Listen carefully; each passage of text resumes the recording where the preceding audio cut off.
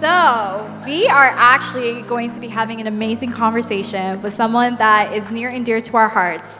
I'm going to say that this is a full circle moment for me because I actually grew up watching her on YouTube. So, we are going to introduce, and I think we should stand up again, Camilla. Yes, we should. This is a pioneer in the natural hair movement and an advocate for self-expression, beauty, and mental health. She transitioned from Smartista Beauty and to a multifaceted platform, collaborating with major brands and being featured in magazines. With over 1.5 million followers, she champions women, neurodiversity, and marginalized groups through music, public speaking, and podcasts. Bri Hall aims to partner with brands to promote innovation and self-empowerment to a positive impact. So I'm going to have you guys give a very warm welcome to our fireside chat for 2024, our guest, Bri Hall.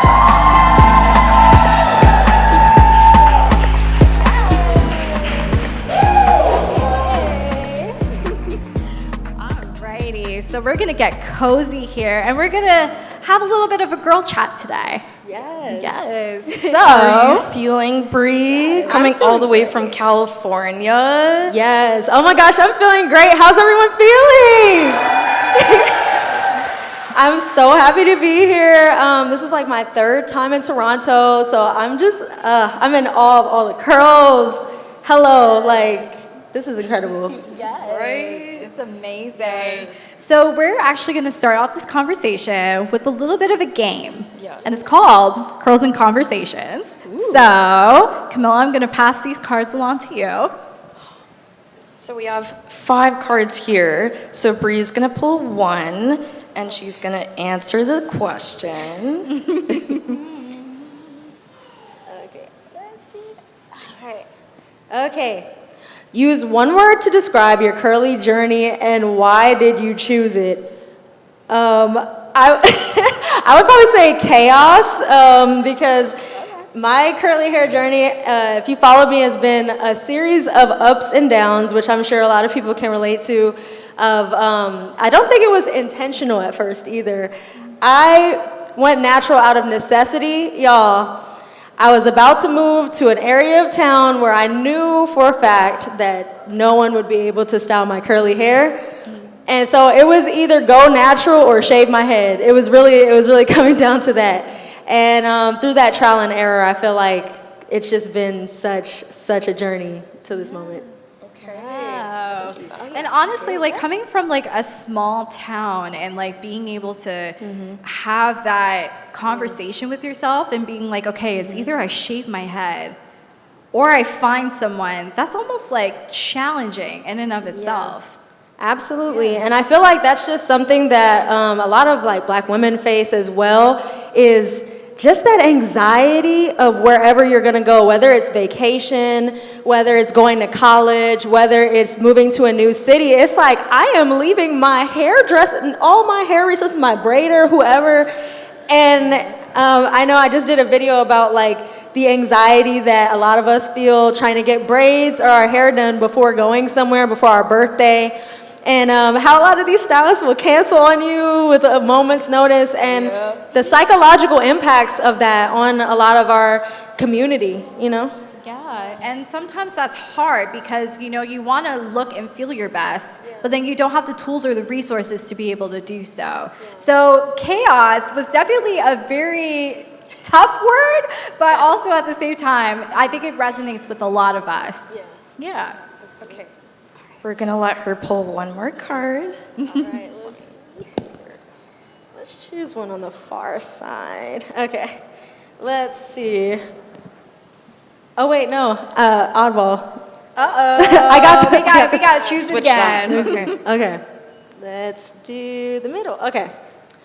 Do you think being a naturalista is expensive? Yes, absolutely. I feel like our pockets sometimes are hurting, especially, I feel like it's something that's very specific to our community as well, going into a separate aisle with a separate section and very separate prices sometimes.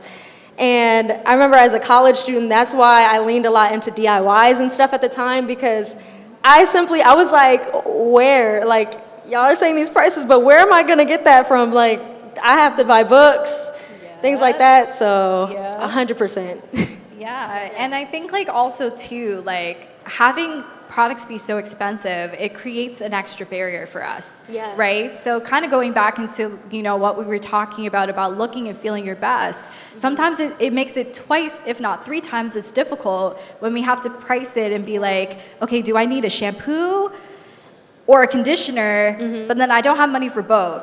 You know what I mean? Yes, and why are the shampoos and the conditioners the same size? Can we talk about it? Can we talk about The it? same question. Yes. Because those bottles are not looking the same at the end of the month. No. Exactly. You use so much more conditioner, which is something that like if you know any products or product companies will ever like, you know, hear this, we need bigger conditioner bottles. That's what we need, because a dime Can we get size. an applause for that, please? Yes. Who is doing a dime size? Who's Not using I. a dime size when I have all these curls on my head? That dime size is going to get to 3 curls on one business day. What business is 3 strands.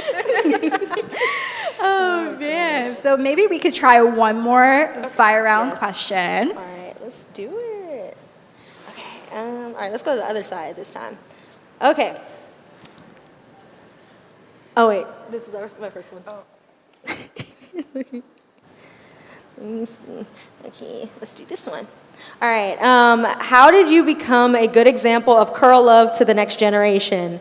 Oh my goodness. Well, I think that all of this, I can't emphasize enough, was trial and error. I felt very, very, very alone and isolated when I started my natural hair journey, so I turned to the internet because I was like, if I don't know what to do, y'all probably don't know what to do either. We're all in this together, and so like sometimes a lot of people will look at YouTube and see us as educators, but I just want to give a moment of credit to like my subscribers, my audience, because I have received in turn so much education, so much help, so much community and love from this amazing community, and like words cannot describe how life-changing it has been. There are sometimes that I'll have a question and I'll just put it out there, and to be able to have like people comment on it, but also comment back and forth to each other, and everyone's answering each other's questions, I think that's cultivated like this I've got your back kind of feeling within the natural hair community, especially when you know like there is some opposition, which we're going to get into later. Yeah. But I think having that online community was really helpful, because no matter what anybody said or made me feel, when I would go out into like daily life, I just remembered, I'm like, y'all can't tell me nothing. I already have like all these wonderful, amazing people just in my corner at all times, and that is like the biggest blessing ever. No, that's amazing. And I mean, from so many years being online, you know, you've built such a dedicated community. And it's a community of people that want to see you win, you know? So the fact that, you know, you're able to inspire even more generations from here on out. Because, I mean, let's be for real, your content is going to be evergreen. It's going to live on. So the fact that it's going to be able to do that and inspire more and more people, it's huge. And that's what the internet kind of, you know, it presents that opportunity to do so. Absolutely. I am still wrapping my brain around the fact that this is generational content, and even meeting some subscribers that are like, I'm going to middle school and like I found your tutorial this year. I'm like, what? This is incredible that, you know, every generation I feel like we have these certain questions when we're coming of age, and being able to be somebody that's helped answer it and kind of like fall on my sword and like take a lot of L's so that other people like don't have to after me is like one of my proudest moments. Yeah, no, that's amazing. Yeah, so that actually goes into our first question for you, Bri. So since a lot of us grew up watching your natural hair videos for so many years, what would you say is the biggest difference now in the industry, in the natural hair industry specifically, to present, past to present? Oh my goodness, there are so many differences. I feel like diversity is definitely one, and diversity in hair types and textures, right? Because when I first started YouTube as a consumer when I was in like late middle school. And when I tell y'all, I tried some of them hair tutorials, and the disappointment of having to do a slick back bun after all of them was a very humbling experience. But it's because I didn't realize there was such a thing as like having a different hair type, right? If it says curly hair tutorial and I'm a kid, I'm like, okay, yeah, this is for me. And I humbled immediately, expeditiously, because I'm like, they put only conditioner in their hair, and when I do it, child, it's not giving the same results, right? So I think being able to see, especially an increase in like type 4 hair textures in the community has been so pivotal, because like young girls and young boys and everybody can just come out and be able to see someone that looks like them. We still need more work. The work is not done, but I feel like from where it came from, definitely. And I felt like I wanted to also be the change that I wanted to see in a way, because I only had, I want to say like 2 people that had similar hair patterns to me when I started my YouTube channel that I could find and that were accessible to me in middle school. So I was like, okay, I'm gonna try to like just show this curl pattern, and maybe there's gonna be someone out there that has a similar texture or pattern. Yeah. Yeah, and I think too, like, you have such unique style. And I know for me, when I started watching Bri, when I was starting my natural hair journey, even though we don't have the same curl type, I admired, your routines and the things that you used to do because you made it your own. For sure. So the fact that, even when we're watching TikTok videos and YouTube tutorials and things like that, it may not necessarily be the same curl type, but we can all learn from each other from different forms of content. 100%. And for those of you who might not be familiar with my content, I did a lot of very rambunctious things on the internet. I shaved my head, I did an undercut, I put designs in it, I dyed it cotton candy pink, every color in the rainbow, I cut it off, I grew it back. So I wanted to also just show like that your hair can also be something fun. Another more serious topic I want to talk about though as a change is, for me specifically in the US, there is something called the Crown Act that's been going on. And that is just basically making it illegal to discriminate on the basis of hair. That includes natural afros, that includes braids, that includes locks. Because in the United States, a lot of people don't know this, there's only, as of July of this year, only half of the states in the US have signed off on the Crown Act. So in a lot of parts of the United States, it's still legal to discriminate on the basis of hair for the natural hair community. And that's something that I've been championing to change through my podcast, as well as like canvassing in neighborhoods as well, because the work is getting done, but there is, again, still so much work to do as far as like the actual legality of our hair. Yeah, and the fact that it's like 2024 and we still have to have that conversation, it's almost wild, but at the same time, we, like you said, we still have to do the work, because for so long in the industry, we were an afterthought. Like we did not have, products that were meant for us and good for us and healthy for us. So actually, that's a perfect segue into our next question, because you have been fearless in this natural hair journey of yours by advocating for cleaner products.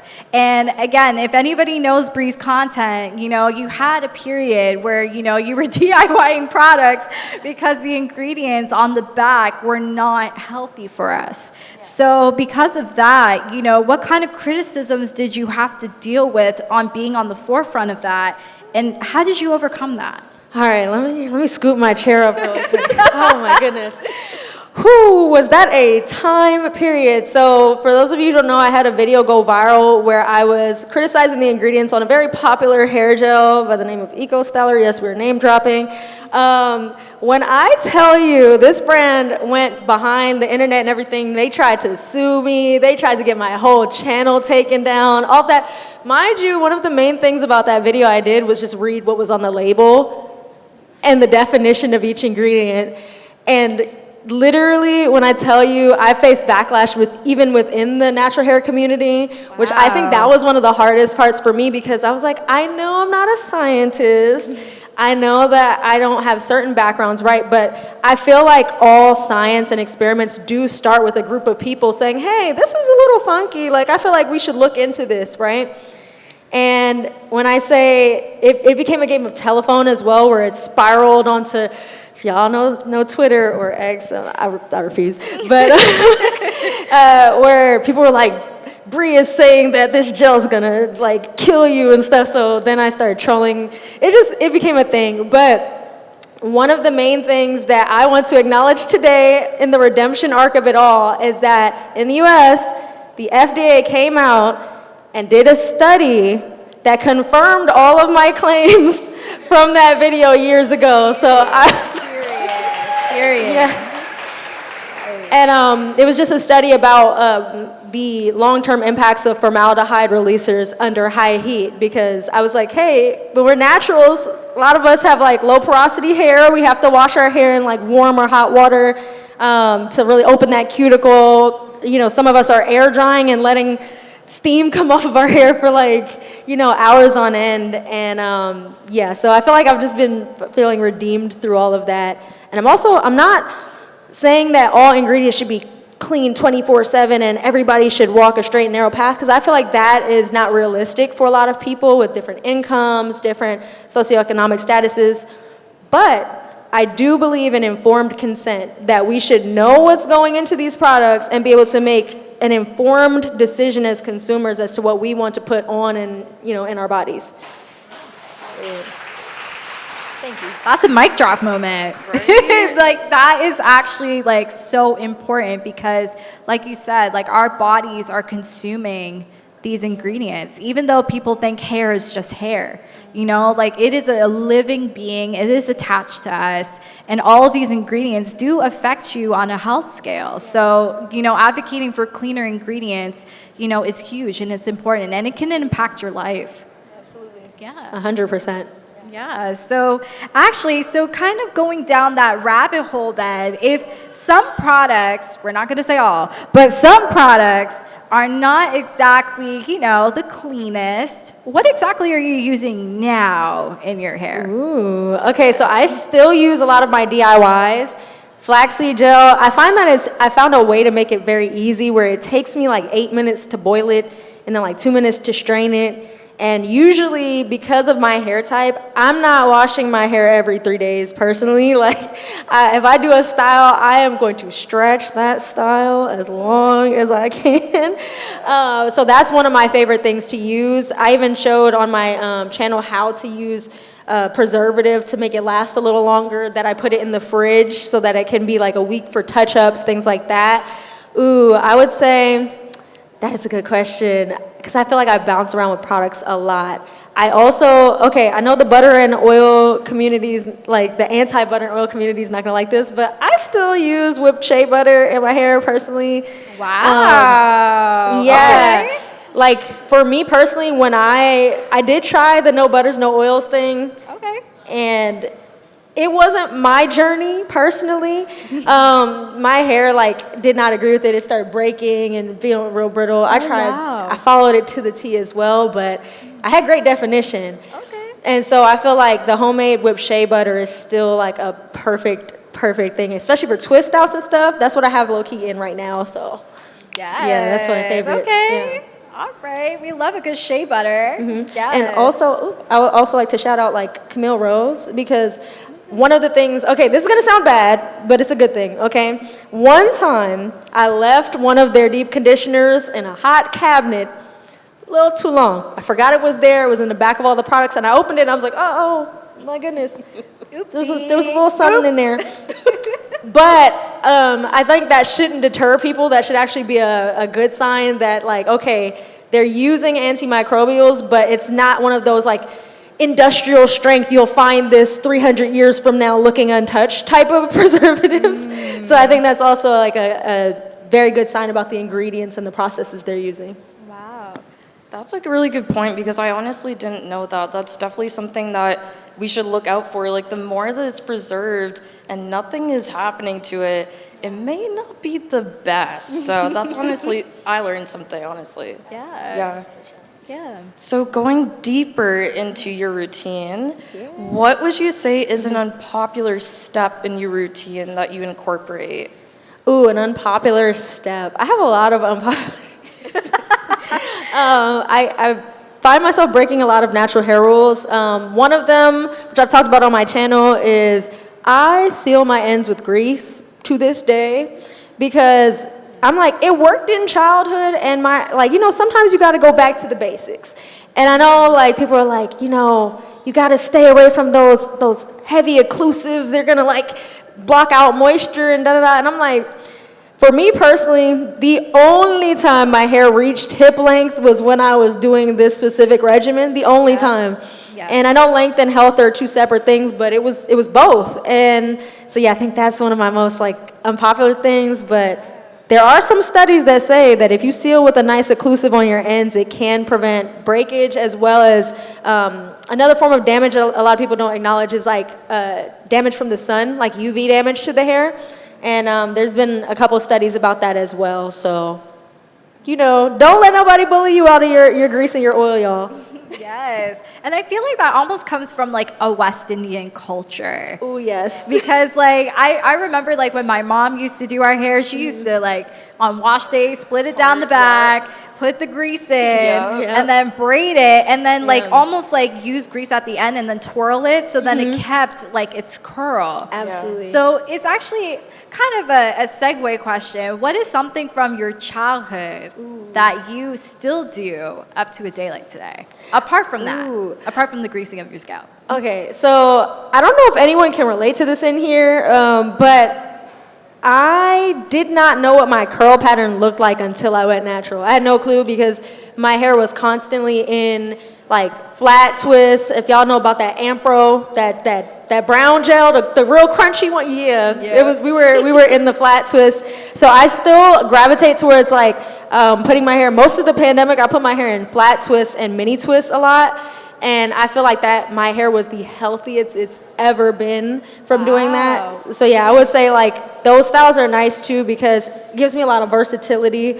Yeah. It's flat to the head, so if I want to throw on like a baseball cap and go to the gym, it works. If I want to put it in a bun, like, I feel like that's one of my like go-to styles. Shout out my mom. Okay. No, that is actually so good to know. And I guess like kind of as like something that you could tell yourself now, what has your hair journey taught you over the years, and what is something that you could say for your future self? Ooh. If I could like just talk to my younger self, I don't want to get emotional, y'all, but I would just tell myself that it's their issue, not yours, when it comes to your hair. Because I dealt with a lot of like sucking the teeth and like my Twitter name was Breaker of Combs for a long time because I remember that sound like of a comb snapping, like the little plastic beauty supply ones. And just like your auntie or like that one person just like and hearing the frustration, I feel like that felt like a soundtrack to my hair at the time. Wow. And so I would just have to remember like that is, if someone doesn't know how to style your hair, how to work with your hair, that is their deficiency in education, and that is not your burden to bear. Yes. Okay. Yes. Yeah. No, that's amazing. And like there's so much to be said about when you grow up and you don't have everything you need. Like our mothers, our grandmothers, our aunts, they did the best that they could with what they had, and now that we live in a world where, it's not perfect, but a lot of products are coming up and we're having cleaner options and better options, we're having to deal back with what we used to have and those negative messagings of what we had. Not to say that they did it on purpose to hurt us, but it was only what they had. So the fact that we had to, rework this in our minds as adults, and then now looking at younger girls coming up after us and being like, okay, how I react to you and your hair will affect you the way it affected me. So like even like making sure that we have those positive messaging, but then it's also like kind of healing yourself, you know? So like, what was the part of you that you had to heal through your journey? Ooh, that is so real. I think the part of me that I had to heal was actually just like giving myself a lot of forgiveness for the ways I treated my hair growing up. Because realistically, it wasn't necessarily my mom that, like, I know some people, this is their story, that like one of their parents went and put a relaxer in. For me, I begged for the relaxer because I felt like I was an inconvenience. So I had to like heal the part of me that felt like my hair and a part of my identity was inconveniencing to other people. Wow. And doing that took years of unlearning. But also, I've always had a little pinch of like, man, I don't care what they think, in like the back of my mind, and I feel like that helped a lot. Also, for anyone who doesn't know, like I am first generation Jamaican, so there has been some like intergenerational things that have been broken. Now my grandmother asked me for hair advice, which I feel like is such a full circle moment. Yeah, so that's the inconvenience is really a thing. Yeah, no, and honestly, like the fact that it could come full circle like that, you know, it's not just healing for you, I'm sure it's healing for your entire family. You know, to be able to have these conversations and, you know, like wash day isn't, you know, traumatic anymore. You know, we're now experiencing wash day together. And it's like, what did you use in your hair, mom? Or what did you use in your hair, grandma? You know, like you're able to have these conversations versus, you know, tame your hair. Don't go outside like that, you know? Ooh. Like, that was always the narrative sometimes. Yeah. Ooh, I'm sure we all, like, everyone in here probably has a quotable that we had from childhood about. Yep. My favorite is, so what are we about to do with this hair? And I would come downstairs and the hair was done. So I'm like, what are we about to do? Yeah. The doing is done. Like, I just spent like 6 hours. Right? And it's just like, is my hair not enough? Yeah. Like, I just spent how much time on it and you're telling me go redo it, essentially? Yeah. Because it doesn't fit a standard. Yep, and meant go straighten it, go put some wand curls in it, something. Yeah. And I think that's another thing too, what you mentioned about like intergenerational things. I'm able to also give grace to my like elders and my family because I do realize that for their generation, we just talked about the Crown Act, right? So for them, like in Jamaica and different parts of the country, like they couldn't get a job if their hair wasn't straightened or silk pressed or presented a certain way at all. Like there was no Crown Act at that time. So I know that to a degree, right, like some of these statements they're saying are from a place of love, but also isolating my own voice and centering my voice in those statements has been so important. So actually, I know this question was asked on the panel, but I want to ask you, since we're on the topic of it, what would you tell the younger generation now that you've learned? Because I know like there are some younger girls in our audience and they could really benefit from hearing like that piece of advice like from Big Sister. Oh, shucks. Thanks, y'all. So, there's a couple things I would like to tell you if you're younger and in the audience. Number one, this might seem counterintuitive to what I've said, but it's not that serious. Sometimes we have setbacks with our hair. Sometimes we have bad hair days, and it feels like the world is caving in. It is okay. Yeah. I've shaved my head 4 or 5 times. It always grew back. It is fine. The world did not cave in. It did not end. Yep. Okay? Yep. Please give yourself grace. Also, when you can, don't try to fight your texture, okay? When you're looking at like reference photos for a style or something like that, especially with your natural hair, sometimes it's tempting to go to styles that are, I guess, more like conforming to the Eurocentric beauty standard or what have you, but I got out of that. And now I reference people with my actual hair texture, so I have like realistic expectations of what my hair is going to look like. 'Cause sometimes when I feel like you set that expectation, then you're kind of setting yourself up to like have a resentment or an ill feeling towards your hair, right? Yep. And so find icons, find people that you can look up to, and curate mood boards full of people that look like you, that are beautiful, that are stunning, doing their thing, and make that the mountain's peak. You know what I mean? And I would just say, yeah, like give yourself grace. And also, like, if you want to do something cool or unique with your hair, dye it a wild color, I'm going to enable you because, look, it will grow back. Yes. And I think that's hair can be self-expression. It does not have to be so serious all the time. Yeah. It's okay. Yeah. No, that is amazing. And honestly, we're having such a heartfelt conversation, but I'm sure our audience is going to have some questions for you. So we're going to take the time to be able to do some Q&A with you guys. So we're going to have that, set up in a moment. But I guess, like, kind of keep it lighthearted and fun. How would you describe your curls in 3 different words? Diverse, because there's a lot of them and a lot of different curl patterns and types throughout my head. I would say resilient, because I done put my hair through a lot of things. And essentially beautiful, because it's part of my identity, and I have to accept my hair in order to also accept, like, I'm like a full package, right? Yes. So I have to accept my hair and my body, my skin, everything about me is one, so. Yeah. No, that's amazing. I love that. So we're going to take a couple questions from the audience. So if you guys could raise your hands if you have a question for Bri or anything that you want us to kind of cover. Ooh, I see. Questions?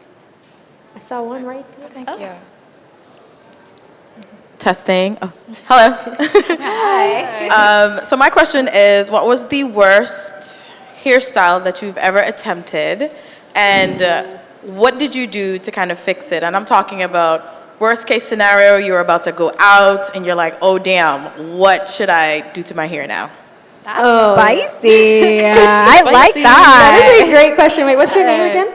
My name is Charlene. Shani, nice Yeah. to meet you. Nice to meet you Okay, too. so I've taken, like I said, many L's in this hair journey. There's been a lot of really bad hairstyles. I'm split between 2 for 2 different reasons, if y'all don't mind me sharing both. So number 1, I did what I just told y'all, please try not to do. I tried to do one of those, like, little Instagram sleek ponytails, right? And I tried to do it on blown out hair, but my hair blown out, and someone with a looser curl pattern's hair blown out, does not always give the same thing. Like, I'll blow dry my hair and people are like, oh, you're about to blow dry your hair. I'm like, no, it is blow dried. So I tried to do it. I posted this on YouTube and I got absolutely roasted. But I did mention in the title, like, it was a fail. And so I learned that for me, if I'm gonna do a ponytail or a slick back, the whole hairspray method and all that stuff, I threw that all away. I have to do it on wet hair, like either soaking wet hair or like pre-stretched hair, but I gotta use like a gel or something. Doing the whole hairspray thing just does not work for me. Yeah. I tried, I failed, and then the last one would be, all right, just hear me out. I did faux locks the same length as my hair. Oh. Here's why that might be a big fail, okay? Okay. I also used the hair too close to my hair texture, y'all. So when it was time to take them out, y'all might be some of the first people to hear about this, because I was going to take this to my grave. I cut off, like, in one of them, I cut off like 7 to 8 inches of my hair. Oh my. Because there was a chunk of hair, and it looked, I kid you not, just like and felt just like the lock hair. And I was just like so confident, y'all, too. And then when I finally got the whole thing out, I had a bob on one part of my hair. And yeah, it was it was one of those things where I had to make some decisions, like, am I gonna cut the rest, or how am I gonna hide this? And did I tuck it in with bobby pins? I sure did. I pretended. And it was a big section, y'all. Like, it was this whole back section right here. So what you see today is it grown out, finally. We made it back. We made it back. Yes. Oh, man. All right. Any more questions?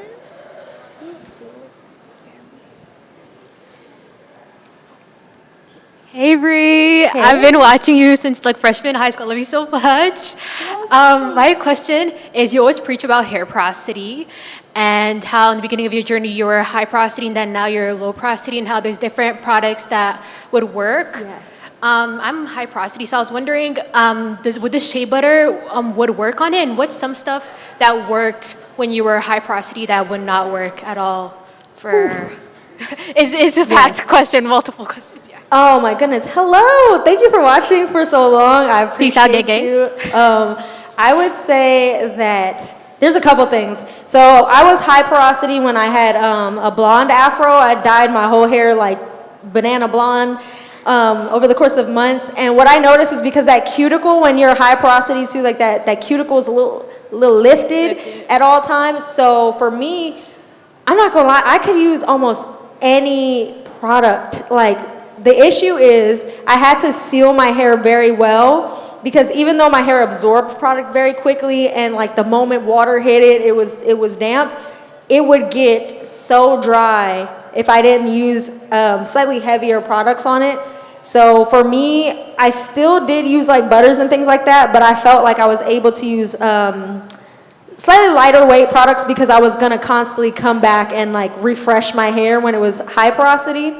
Now, with low porosity, one of the things I cannot not do, I can't skip it. Every time I skip it, my hair reminds me, I have to use mild heat. And I don't mean a heating tool, I mean a heated spray bottle. So like I'll boil half water and put half distilled, half boiled water, so it gets to a nice like slightly above warm temperature, put that in a spray bottle, because you have to get that cuticle slightly lifted, or that product is just gonna sit on top of your hair and feel like a film.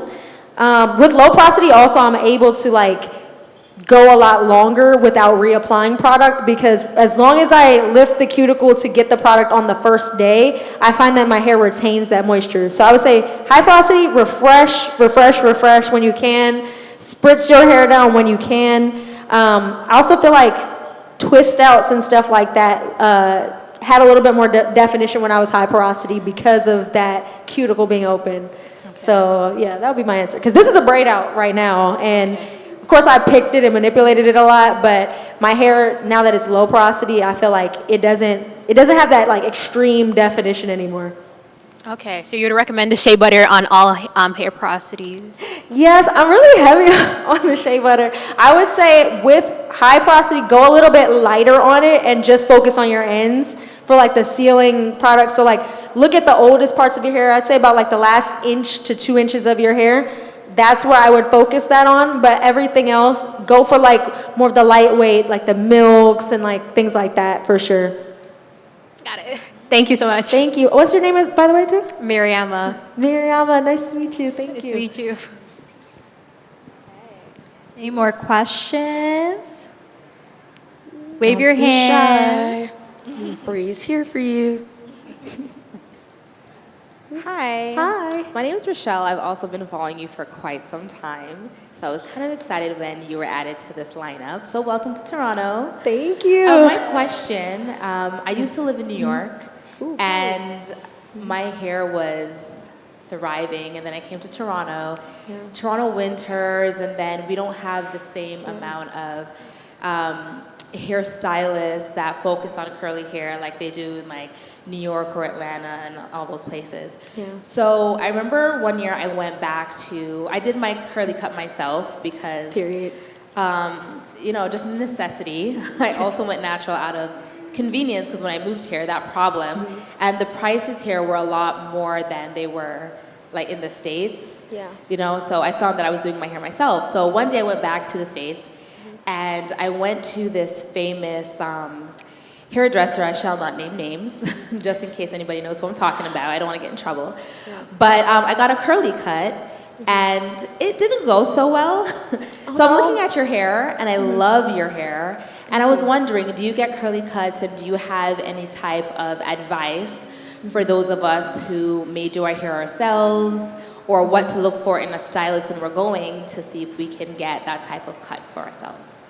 Oh, yes. Thank you so much again as well for your support and following throughout the years. That is a great question and observation, because y'all, I went on Style Seat out here just out of curiosity, and I was like, oh, I was looking at the prices and the curly hair availability, and I was like, oh, yeah, my sisters. Pray for us, please. Yes. So, okay, fun fact, I have never gotten a curly cut before. That's different. Ever. Wow. Never. Wow.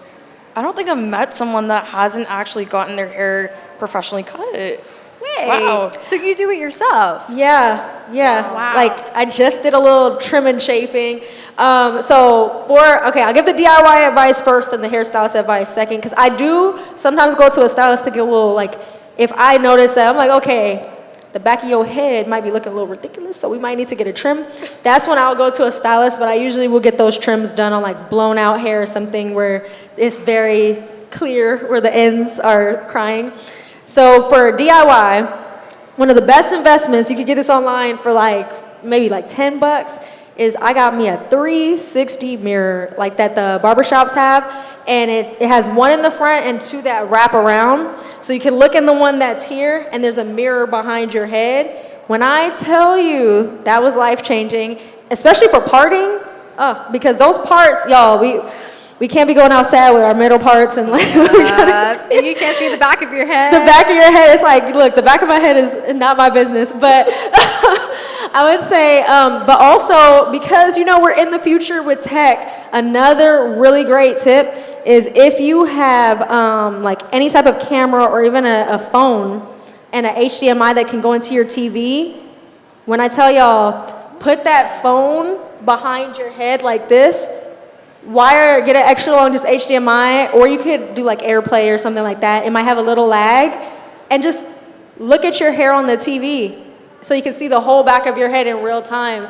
And so that's how I've been able to, like, when I'm cutting like a straight line in the back, I'm able to like line the scissors up and everything like I'm watching a TV show, and that has been monumental.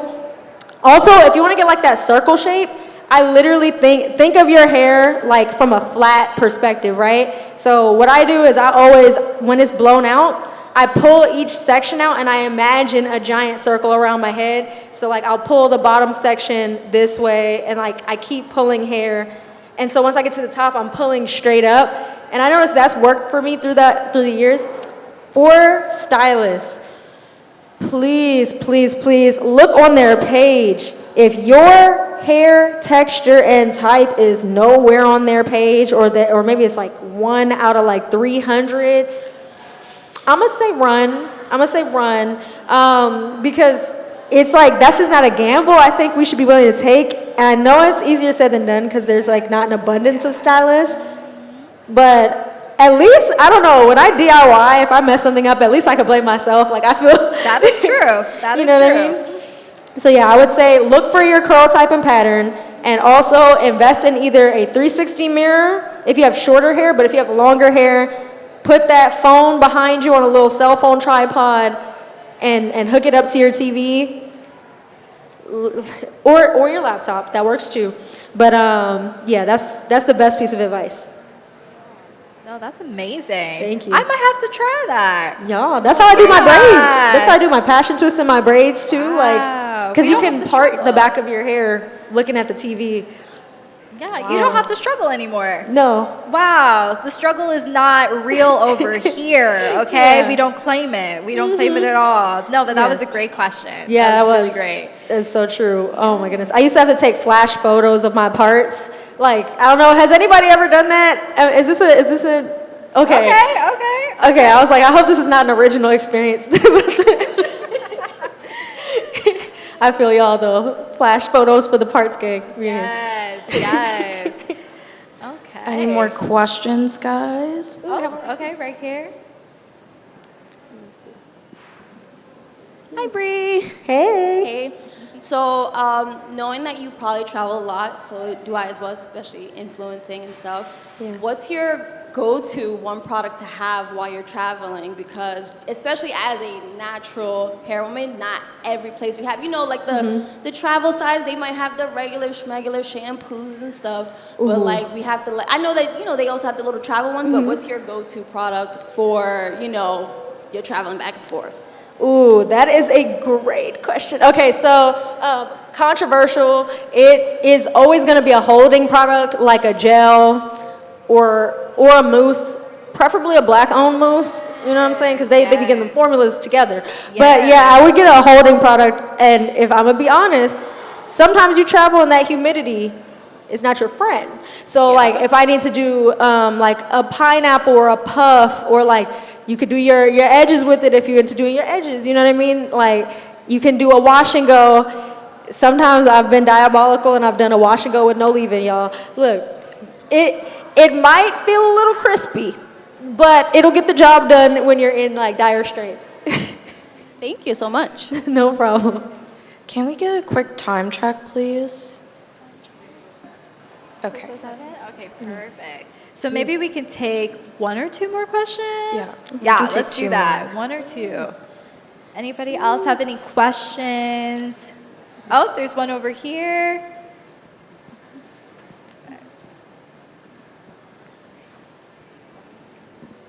Hi, Miss Bri. Hi.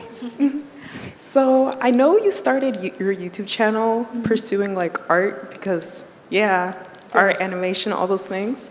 But you got more into hair, beauty. So how does it feel to now like inspire a whole generation of people who now are like embracing their hair texture and just having more fun with their hair? Oh my goodness, thank you. That's an amazing question. So yes, for those of you who don't know, I've been drawing since age 2. So I have like a whole art channel that was just speed portraits. That was my first ever YouTube channel. And I ended up getting my degree in game design, animation, minoring in film. So if you see like, thank you y'all, it feels good. And we paid off the student loans too, so Give it up for the arts. Give it up for the arts. So if you ever see like cinematic things or animations on my videos, I do 100% of those, all the filming, lighting, storyboarding. But with like hair, it feels so surreal because this was something that I felt like I would go in the bathroom and struggle with and face opposition with. So for it to be like, just think about this, right? If you have vulnerability and you have a moment of vulnerability, it opens you up and it could go either really left or it can go well. And this was a moment of vulnerability that I had on the internet that I had no idea would take the shape and have the impact that it did over time.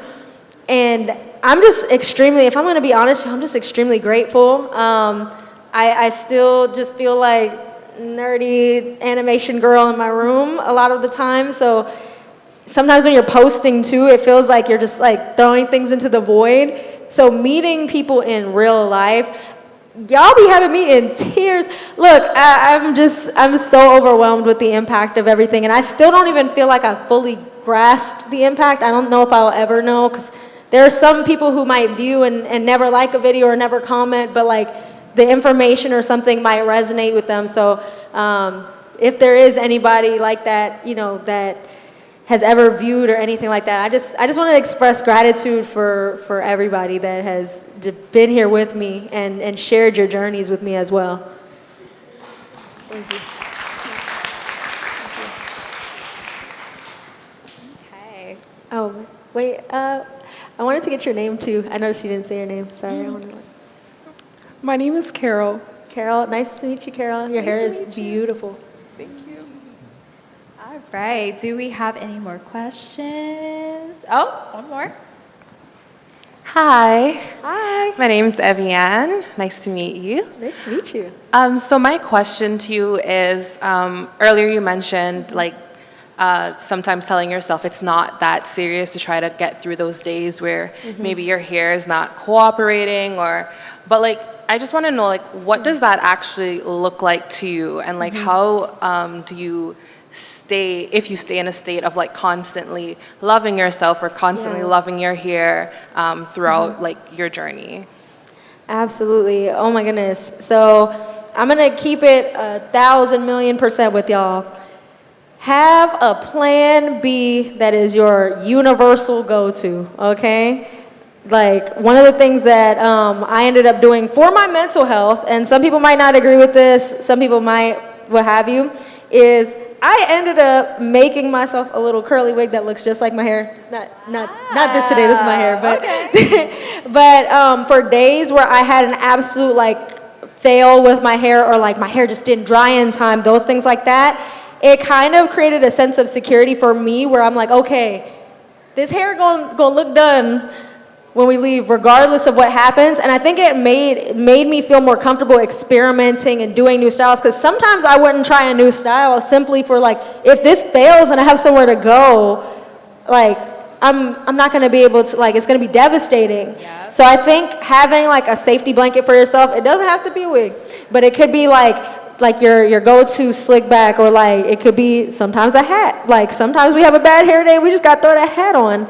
Maybe it's a bun, whatever it looks like for you. I think in practice that is like very helpful to have, just so you don't get into that like spiral that kind of happens when it's like 10 minutes before time to leave and it's like, I can't show up as myself, you know what I mean? And I'm just like into keeping it 1,000, you know? Okay, if there's no more questions, that will be the end of our fireside chat. Thank you so much, Bri, for saying yes to this opportunity. I know everybody has been so excited to see you, so thank you. Oh my gosh, thank you for having me, and thank you everyone who came and listened to us and shared questions and stories. I appreciate y'all so much. Thank you. All right, thank you.